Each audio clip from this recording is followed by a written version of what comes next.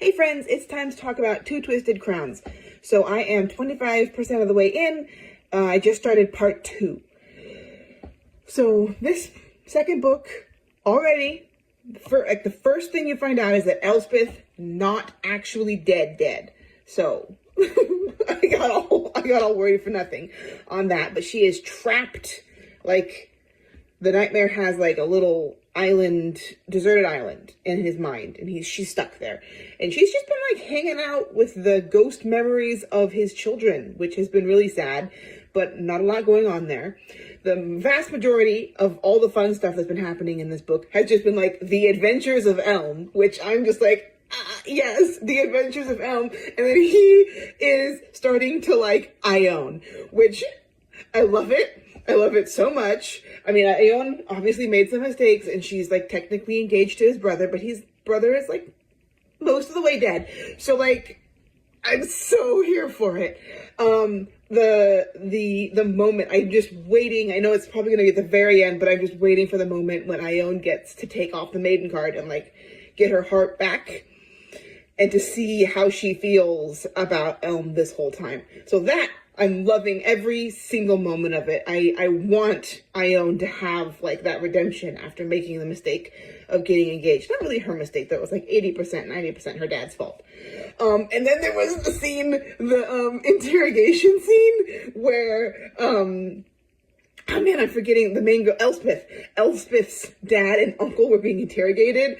And I'm just so happy that the uncle got like the beat down from his brother-in-law, from Elspeth's dad, for turning on her.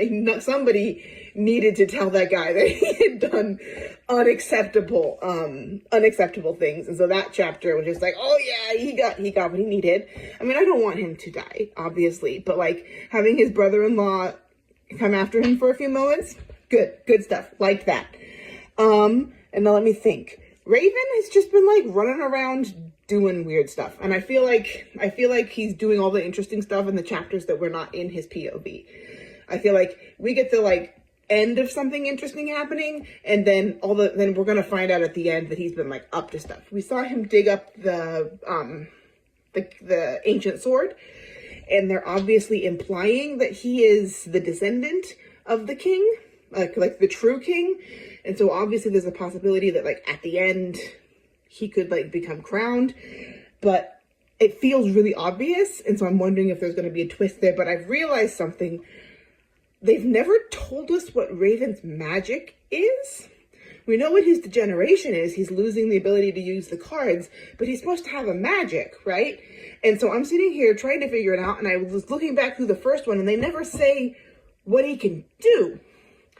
So it feels really important, and I'm wondering why this has been kept a secret, or what, because I feel like we should know what the magic is for him, because everybody else has one.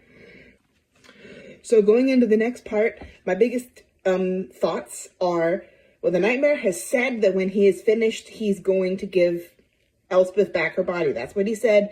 And like the ghost of his children are waiting outside of his tomb for him to come. And they all seem to think that he's going to finish his revenge and then let it go. But my theory is like the little poem, right? It says to unite the deck. I'm assuming that it's going to be more complicated than just stacking the cards. I'm wondering if Elspeth is going to have to like literally absorb every single card's magic, and that will be uniting the deck. I don't know what that will do to her or what that will do to anything, but I'm kind of figuring that's going to be what unite the deck means, and if that might get around the like use of the blood, because it'll be in her blood. That's kind of my theory.